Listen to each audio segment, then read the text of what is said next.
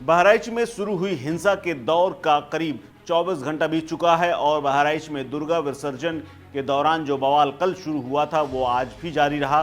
कई इलाकों में आज हिंसा हुई। ग्रामीण इलाकों में ये हिंसा बढ़कर के ट्रैक्टर, घर और तमाम सामानों को जलाती हुई आगे बढ़ गई, जिसके बाद सरकार ने बड़ा फैसला लेते हुए इंटरनेट सेवा को फिलहाल बंद कर दिया है। सोमवार को उपद्रवियों ने एक शोरूम, अस्पताल और न जाने कितनी संपत्तियों को बहुत नुकसान पहुंचाया और आगजनी की। कई घरों तक को फूंक दिया। महिलाएं घरों में दुबक गईं।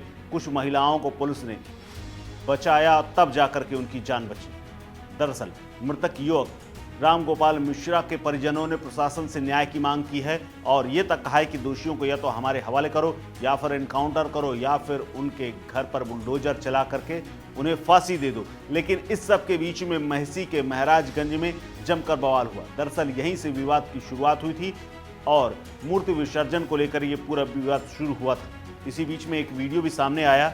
इस वीडियो में स्पष्ट दिख रहा था कि कैसे मृतक एक झंडे को उतार करके भगवा झंडा फहरा रहा है, लहरा रहा है। दरअसल इस पूरी घटना के बाद आज बेडनापुर और खैरा चौराहे पर सारी दुकानें बंद कराई गईं। लोगों ने इस दौरान कहा कि महसी के महाराजगंज में जो तनाव है उसको लेकर के यहाँ के दुकानदार भी डरे हुए हैं और अपनी अपनी दुकानों को बंद करके वापस चले गए हैं। इसके अलावा देहात कोतवाली के पुलिसकर्मियों ने खैरा चौराहे की तमाम दुकानों को बंद किया, जिसकी वजह से आसपास सन्नाटा पसरा रहा। इसके अलावा जो भीड़ शव को लेकर के अंतिम संस्कार के लिए जा रही थी, उस भीड़ ने खूब तांडव मचाया। उस भीड़ ने सड़क के किनारे आने वाले तमाम घरों को आग के हवाले किया। इस दौरान पुलिस का एक बड़ा काफिला वहां से गुजरा, तब तक भीड़ भाग चुकी थी और भीड़ ने अपना काम कर दिया था। दरअसल उग्र भीड़ ने भगवानपुर चौराहे पर एक समुदाय के लोगों की दुकानों को तोड़ा फोड़ा और धार्मिक स्थल तक को नुकसान पहुंचाया है। इसी को लेकर के एडीजी अमिताभ यश ने वहां पर पहुंच करके उग्र भीड़ के सामने न सिर्फ पिस्टल निकाल ली, बल्कि रामपुरवा चौकी के पास एक वाहन जिसे तोड़ा गया था वहां पर भीड़ को रोकने की कोशिश तक की। इसके अलावा एडीजी ने अपनी पिस्टल निकाल करके हवा में फायरिंग की और भीड़ को खदेड़ा। मौके पर पहुंची पीएसी ने रामपुरवा चौकी के पास मोर्चा संभाल लिया। अमिताभ यश महाराजगंज के आसपास कॉम्बिंग कर रहे हैं और लगातार माना जा रहा है आज रात बहराइच में ही वो रुकेंगे। इसके अलावा हिंसा में प्रशासनिक अधिकारियों के भी घायल होने की खबर आई। इस दौरान प्रभावित इलाकों में इंटरनेट सेवा बंद है और कब तक बंद रहेगी इसके बारे में कोई अभी टाइम लिमिट नहीं बताई गई।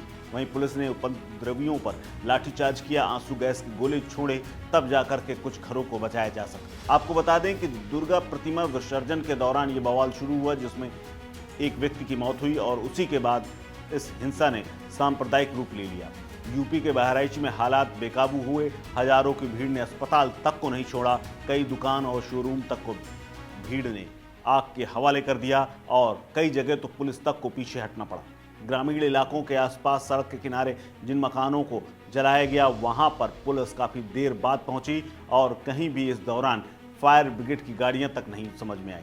कहीं भी इन सब का कोई अता पता नहीं था। इसके अलावा जिले में जो तनावपूर्ण स्थिति है उसको देखते हुए 6 जिलों की फोर्स बुला ली गई है, पीएसी को तैनात कर दिया गया है। इसके अलावा तत्काल सीएम योगी ने लखनऊ में बैठ करके अधिकारियों को आदेश दिए हैं कि जितने भी उपद्रवी हैं उनको पकड़ करके जेल में डाला जाए और कड़ी से कड़ी कार्रवाई की जाए। हालात बेकाबू होने पर भारी संख्या में पुलिस फोर्स की तैनाती की गई है। सुरक्षा व्यवस्था और कानून व्यवस्था बनाए रखने के लिए राज्य सरकार ने गंभीर कदम उठाए हैं।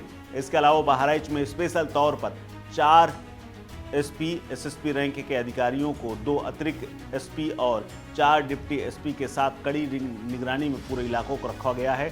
स्थिति की गंभीरता को देखते हुए 1 कंपनी आरएफ और 3 कंपनी पीएसी बहराइच भेज गई। मौके पर इस वक्त 10 कंपनियां पीएसी और 2 कंपनी आरएफ को तैनात किया गया है ताकि शहर में शांति व्यवस्था बनाई रखी जाए। इसके अलावा पड़ोसी जिले सीतापुर में भी पुलिस लगातार फुट मार्च कर रही है और इलाके आसपास से जुड़ी हुई जो सीमा से जुड़े हुए इलाके हैं वहां पर जा कर के कानून व्यवस्था की स्थिति ठीक रखने की कवायद कर रही है। इसके अलावा यूपी एसटीएफ की 5 टीमें भी बहराइच में लगा दी गई हैं। एसटीएफ के 2 सीओ और 3 अतिरिक्त एसपी ने भी शहर में मोर्चा संभाल लिया है। विशेष रूप से एसटीएफ का दंगा नियंत्रण वाहन भी वहां पहुंच गया है ताकि किसी भी अप्रिय स्थिति से निपटा जा सके। इस खबर में फिलहाल इतना ही। अपडेट्स के लिए बने रहिए वन इंडिया हिंदी के साथ।